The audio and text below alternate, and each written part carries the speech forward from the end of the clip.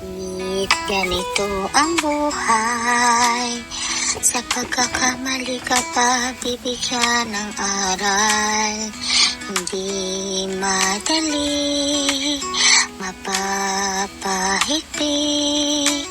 Walang ibang malalapitan kundi ang Panginoon na dating nakalimutan.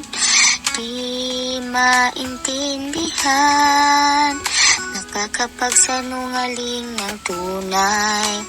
Daming pangyayari, puro sarili lang ang inuuna. Kaya puro kaba, takot sa panghuhusga.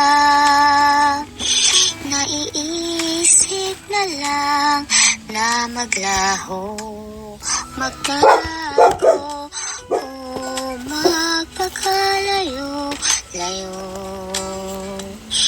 Buhay ay literal na mahirap, walang kaagapay.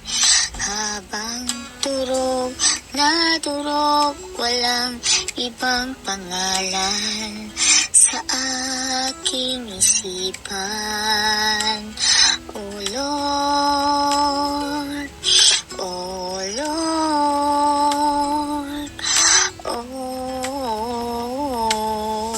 Lord, oh Lord, I surrender everything to you.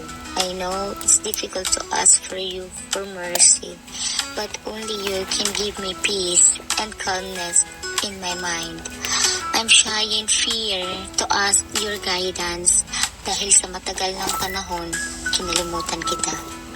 Sa pagpapagaan ng loob para di tuluyang malunod sa kakayanan, lahat malutas, but this time kasama ka, Panginoon.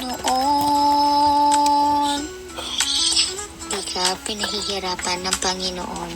Inaalis ka niya sa mga plano mo na di sakop ng plano niya. Inaalis ka niya sa mga pagkakamaling ikaw ang plano, ang nagplano, hindi siya. Sa ganitong punto, wala sa plano mo na makararanas ka ng sakit, puot, takot ka ba?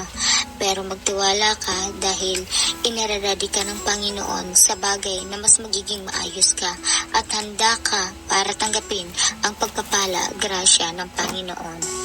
Si Jesus lang ang may alam kung ano ang ating kahinatan. Si Jesus ang nagsulat ng script ng ating buhay. Anytime pwede niya itong baguhin. Manalig ka at magtiwala. Kasama mo siya sa bawat hakbang na gagawin mo patungo sa pagbabalik loob sa Kanya. Buhay ay literal, mahirap nang walang kagapay. Habang durog na durog, walang ibang pangalan sa aking isipan. Oh Lord, oh Lord, Parang ano lang ang puso mo. Naibigay